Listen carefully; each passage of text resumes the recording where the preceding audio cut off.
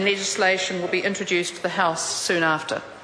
Question number 5, Jacinda Ardern. Thank you, Mr Speaker. My question to the Minister for Social Development.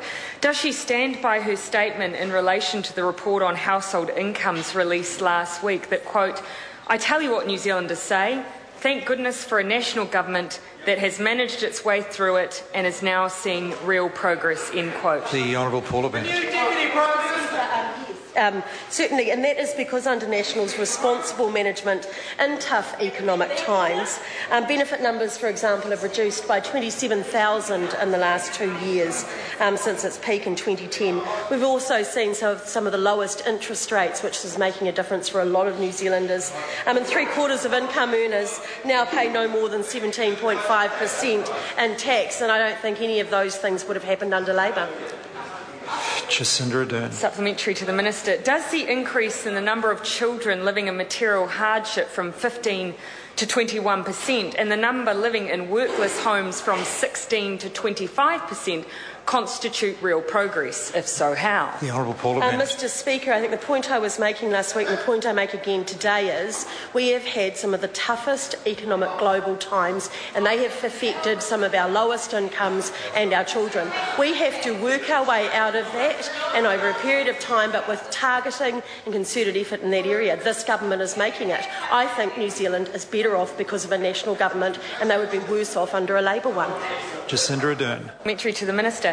Is the global financial crisis the sole cause of an increase in hardship, decreases in real incomes, job losses, higher housing costs, higher outgoing to income ratios, and those on higher incomes doing better than they were 3 years ago? If so, how? The Honourable Paula Bennett. Mr Speaker, I think there's a number of factors, and we also can equate into that the Christchurch earthquakes, which have taken up a lot of resource and caused a lot of hardship to a lot of New Zealanders.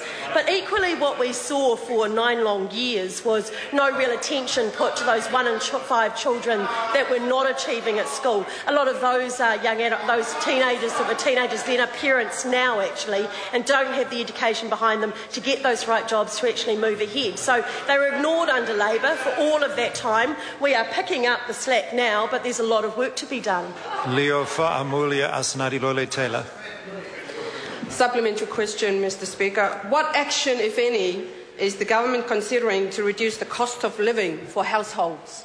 The Honourable Paula Bennett. Mr Speaker, I'm sure that the Minister of Finance would do a better job than I can at this, but Mr Speaker, there has been a huge amount of effort put into those families that need it. We've seen lower tax rates, we've seen GST changes and actually then be compensated. We're seeing lower interest rates for those families, which is actually making a genuine difference into their household income each week, and I think that's making a fundamental difference. Jacinda Ardern. To the Minister. Does she agree with the Prime Minister that working for families was communism by stealth, when according to the Household Income Report, it was one of the only things to cushion families from the sharpest edges of the recession? The Honourable Paula Bennett. Mr Speaker, I always agree with the Prime Minister.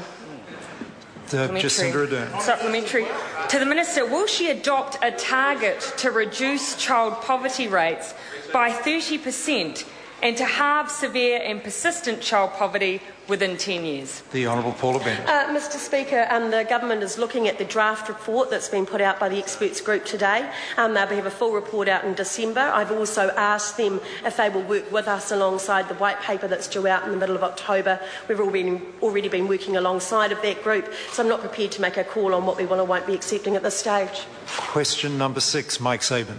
Thank you, Mr Speaker. To the Minister for Social Development.